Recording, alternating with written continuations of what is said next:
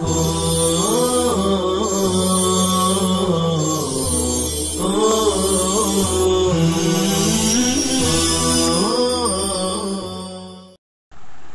اللہ الرحمن الرحیم نحمدہ ونصلی علی رسولہ الکریم اما بعد۔ آپ اسکرین پر دیکھ رہے ہیں کہ سند میں تحویل تھی۔ ہائے تحویل سے پہلے سفیان ہے اور اس کے بعد حدثنا محمد بن بشار قال حدثنا عبد الرحمن بن مہدی قال حدثنا سفیان کے بعد نام ہے عن عبد اللہ ابن محمد ابن عقیل، عبداللہ ابن محمد ابن عقیل کا۔ پچھلے سبق میں حدیث کے متن پر اور حدیث کے تینوں ٹکڑے پر گفتگو ہو چکی ہے۔ آج امام ترمذی رحمۃ اللہ علیہ کے تبصرے کو سمجھنا ہے، حضرت کی تعلیق کو اور حضرت کی بات کو سمجھنا ہے کہ حضرت کیا کہنا چاہتے ہیں۔ حضرت فرما رہے قال ابو عیسیٰ ھذا الحدیث اصح شیء فی ھذا الباب واحسن، یہ حدیث اس باب میں سب سے زیادہ صحیح اور سب سے زیادہ اچھی ہے۔ امام ترمذی رحمۃ اللہ علیہ کہتے ہیں کہ یہ حدیث اس باب میں سب سے اچھی ہے۔ سب سے اچھی کہا تو پتہ چلا اوروں سے بھی یہ حدیث آئی ہوئی ہے، یہاں کس سے آئی ہے اور دوسری اور کس سے آئی ہے وہ یہی سمجھ لیجئے۔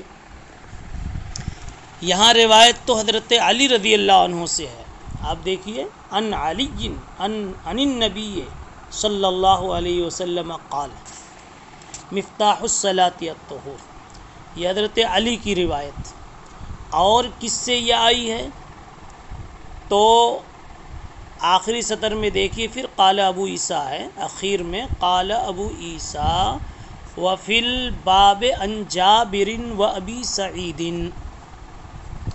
اس باب میں حضرت جابر ابن عبداللہ رضی اللہ عنہ اور حضرت ابو سعید خدری رضی اللہ تعالی عنہ، ان دونوں صحابہ کرام سے بھی اس باب میں روایت منقول ہے۔ اب گویا اس عنوان پر روایت نقل کرنے والے کل 3 صحابی ہو گئے، حضرت علی، حضرت جابر اور حضرت ابو سعید خدری۔ حضرت علی کی روایت تو یہاں ترمذی میں آ گئی، حضرت جابر کی اور حضرت ابو سعید خدری کی کہاں روایت؟ تحفۃ الاحوذی میں شیخ عبد الرحمن المبارک پوری نے اس کا پتہ دیا اور بتلایا کہ حضرت جابر رضی اللہ عنہ کی حدیث کی تخریج امام احمد نے اور امام بزار نے، امام ترمذی نے، امام طبرانی نے، ان حضرات نے کی ہے، لیکن سند میں ایک ضعیف راوی ہے۔ سند اس طرح ہے سلیمان ابن قرم عن ابی یحییٰ القطات عن مجاہد عن جابر عن النبی صلی اللہ علیہ وسلم۔ تو یہاں سند جابر تک پہنچی، لیکن درمیان میں ابو یحییٰ القطات جو نام آیا ہے اس کے بارے میں ان پر کلام ہوا، ان کو ضعیف کہا گیا ہے۔ ابو یحییٰ القطات ضعیف ہیں، اگرچہ کہ بعضوں نے یہ کہا ہے، جیسے ابن عدی نے کہا کہ ان کی حدیث میرے نزدیک حسن درجے کی ہوتی ہے، لیکن ان پر ضعف کا الزام ہے۔ دوسرے صحابی ابو سعید خدری رضی اللہ تعالیٰ عنہ، ان کی روایت ابن ماجہ وغیرہ نے نقل کی ہے، اور اس سند میں ابو سفیان طریف نامی ایک شخص ہے اور وہ ضعیف ہے۔ تینوں سندیں جب اکٹھا کی جاتی ہیں، پتہ چلا کہ جابر کی سند میں، ابو سعید خدری کی سند میں کوئی نہ کوئی ضعیف راوی موجود ہے جس پر کلام کیا گیا ہے، اور یہاں جو حضرت علی رضی اللہ تعالیٰ عنہ کے حوالے سے روایت آئی ہے وہ ضعیف راوی سے محفوظ ہے۔ اب آپ آئیے، قال ابو عیسیٰ ھذا الحدیث اصح شیء فی ھذا الباب واحسن، یہ حدیث اس باب میں سب سے زیادہ صحیح ہے اور سب سے زیادہ اچھی ہے۔ اب آپ کو اس بات کا اس عبارت کا مضمون جو ہے پوری اچھی طرح سمجھ میں آ گیا، اور اس بات کا حسن بھی سمجھ میں آ گیا کہ حضرت نے یہ کیوں فرمایا کہ حضرت جابر اور حضرت ابو سعید خدری رضی اللہ عنہ کی روایت کے مقابلے میں یہ روایت بے غبار ہے، اگرچہ کہ تھوڑا سا کلام اس روایت کے راوی پر بھی ہوا ہے۔ اب وہ اس کو خود حضرت بتلا رہے ہیں، کیا کلام ہوا ہے؟ کہتے ہیں وہ عبداللہ ابن محمد ابن عقیل ہوا صدوق، اس سند میں سفیان کے جو شیخ ہیں عبداللہ ابن محمد ابن عقیل، یہ صدوق ہیں۔ ان کے بارے میں بعض محدثین نے، بعض اہل العلم سے مراد بعض محدثین مراد ہے، اہل علم سے الف لام عہد کا ہے، جب عہد کا ہے تو اشارہ ہے علم سے علم خاص، یعنی وہ علم جس علم میں یہ کتاب لکھی گئی ہے اور جس علم میں اس وقت بات چل رہی ہے، اے بعضو اہل علم الحدیث، بعضو اہل الحدیث، بعض محدثین نے ان کے تعلق سے ان کے حافظے کی بنیاد پر کلام کیا ہے۔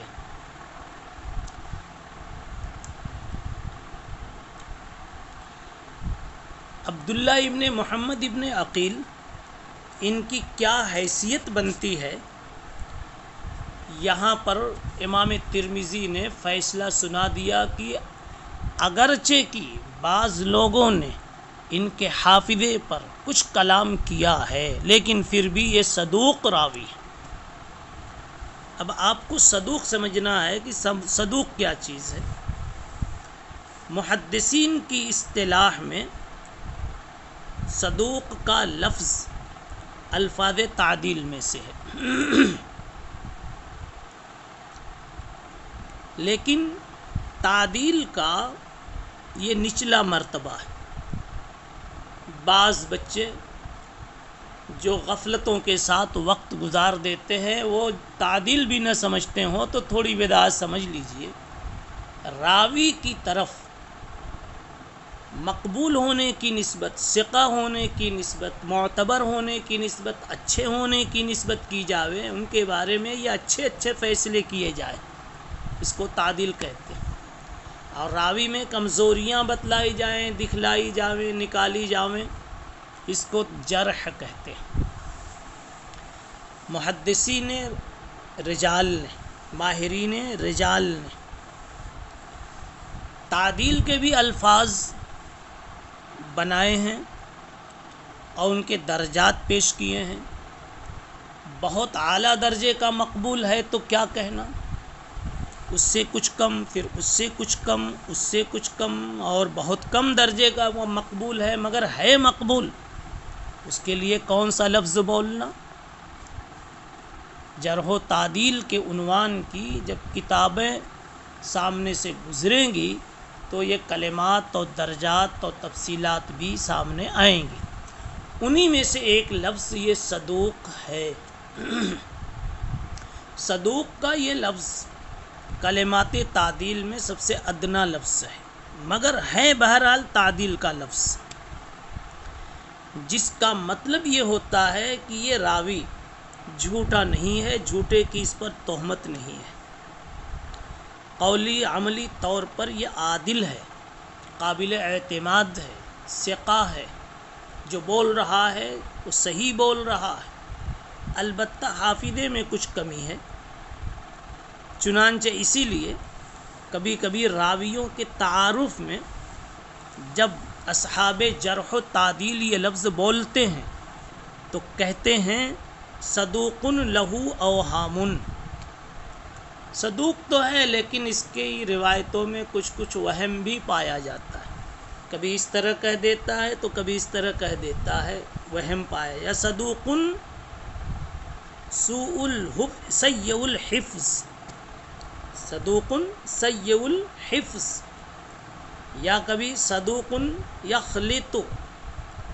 اس طرح کے الفاظ کہ اس کو بیان کرنے میں کبھی خلط ملط کی بیماری آ جاتی، اختلاط کی شکایت ہو جاتی، اس کے علاوہ کبھی لین الحدیث اور فیہ لین جیسے الفاظ بھی بول دیے جاتے ہیں۔ حاصل یہ ہے کہ ان الفاظ سے حدیث صحت کے مرتبے سے ان الفاظ تعدیل سے حدیث صحت کے مرتبے سے نیچے تو گر جاتی لیکن ضعیف نہیں ہو جاتی، البتہ سوء حافظہ شدید نہ ہو تو حسن ہو سکتی ہے، یعنی چونکہ حافظہ ان کا بہت زیادہ کمزور نہیں ہوتا اس لیے وہ ضعیف نہیں کہلائے گی، حسن کے درجے کی کہلائے گی۔ اس بنیاد پر عبداللہ ابن محمد ابن عقیل کی جو حدیثیں ہوں گی وہ ضعیف نہیں ہوں گی، وہ صحیح بھی نہ ہوگی تو کم سے کم درجہ اس کا جو بلکہ معتدل درجہ ہے بیچ کا، حسن درجے کی حدیث مانی جائے گی۔ اور آپ کو پہلے بتایا گیا کہ اس میں جو حضرت جابر اور حضرت ابو سعید خدری رضی اللہ عنہ کی جو روایت تھی اس میں تو ضعیف راوی پایا جاتا تھا، یہاں ضعیف نہیں ہے، صرف حافظہ میں خفیف نقص ہے، اس لیے یہ حدیث اس باب کی سب سے اچھی ہوئی۔ اب دیکھیے کچھ اور بات امام ترمذی کہتے ہیں، قال ابو عیسیٰ وسمعت محمد بن اسماعیل، اپنی اسی مدعا کی تائید میں امام بخاری رحمۃ اللہ علیہ کی ایک بات سنا رہے ہیں، کہتے ہیں کہ میں نے سنا محمد ابن اسماعیل بخاری کو کہتے ہوئے، کیا کہہ رہے تھے؟ کان احمد ابن حنبل یقول، کہ احمد ابن حنبل، کان احمد ابن حنبل و اسحاق ابن ابراہیم والحمیدی یحتجون بحدیث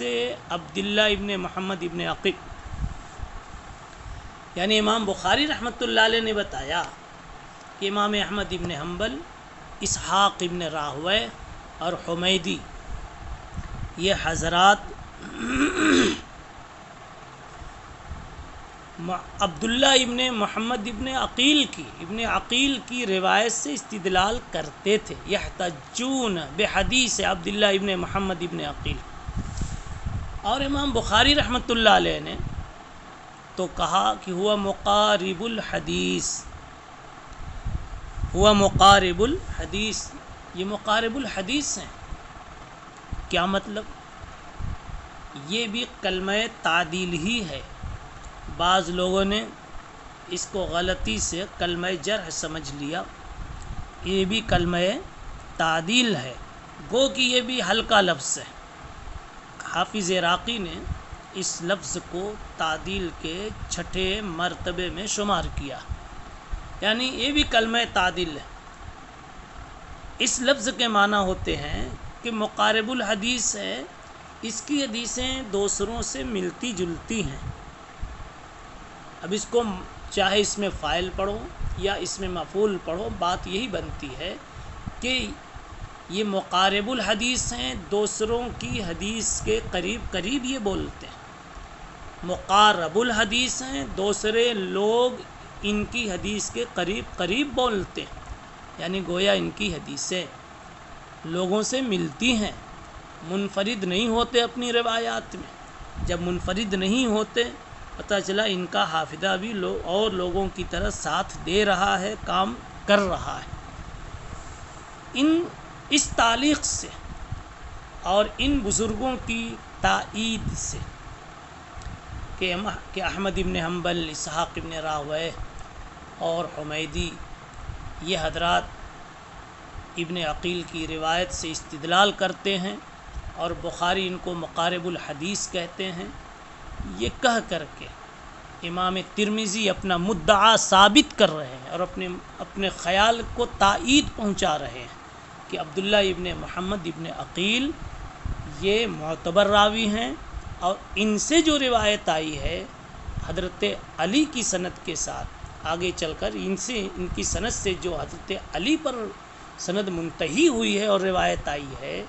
یہ روایت اور روایتوں کے مقابلے میں زیادہ اچھی ہے، اور یہی دعویٰ کیا تھا شروع میں، قال ابو عیسیٰ ھذا الحدیث اصح شیء فی ھذا الباب واحسن۔ یہاں تک تو اتنی بات سند کے اوپر جو بات تھی وہ مکمل ہو گئی، اور آگے جو امام ترمذی نے کہا قال ابو عیسیٰ وفی الباب عن جابر و ابی سعید، تو ان دونوں صحابہ کرام سے کہاں کہاں روایتیں کس کس نے نقل کی ہے اس کا بھی حوالہ آپ کو دے دیا گیا، بتا دیا گیا، اور اسی طریقے سے اس کی حیثیت بھی بتا دی گئی، حدیث کے متن پر بھی گفتگو ہو گئی۔ ایک بات اور یاد رکھیں، امام ترمذی رحمۃ اللہ علیہ کو جن جن روایات کا پتہ چلا کہ یہ روایت کس کس صحابی سے منقول ہے ان کا تو پتہ دے دیا، لیکن یہ ہرگز مطلب نہیں ہوتا کہ بس اتنی ہی روایت ہے، ہو سکتا ہے کہ اس کے علاوہ بھی کسی اور صحابی سے روایت ہو جو امام ترمذی کے علم میں نہ آئی ہو، چنانچہ بعض شارحین نے مثلاً صاحب تحفہ نے لکھا ہے، بلکہ ان تحفۃ الاحوذی کے حاشیے میں بتلایا گیا ہے کہ تحفۃ الاحوذی کے اندر میں خود بتایا حضرت عبد الرحمن مبارک پوری رحمہ اللہ نے کہ اس باب میں اور بھی صحابہ سے روایتیں، مثلاً عبداللہ ابن زید سے، عبداللہ ابن عباس وغیرہ سے، اور پھر ان روایتوں کا پتہ دیا کہ یہ کہاں پر ہے، بتلایا کہ حافظ ابن حجر عسقلانی رحمہ اللہ نے تلخیص الحبیر میں ان روایات کو نقل کیا ہے، اسی طرح حافظ جمال الدین ضیلعی نے اپنی نصب الرایہ میں ان صحابہ کرام سے یعنی عبداللہ ابن زید، ابن عباس وغیرہ سے جو روایت منقول ہے ان روایات کو بھی نقل فرمایا ہے۔ بہرحال اس باب پر گفتگو مکمل ہوئی۔ باب کا خلاصہ یہ تھا کہ باب کا مقصد تھا اصل میں وضو کی شرطیت کو بتانا نماز کے لیے، کہ نماز وضو کے بغیر، پاکی کے بغیر نہیں ہو سکتی ہے۔ اللہ تعالی ہم سب کو طہارت ظاہرہ باطنہ سے مالا مال فرمائے۔ سبحان اللہ و بحمدہ، سبحان اللہ العظیم۔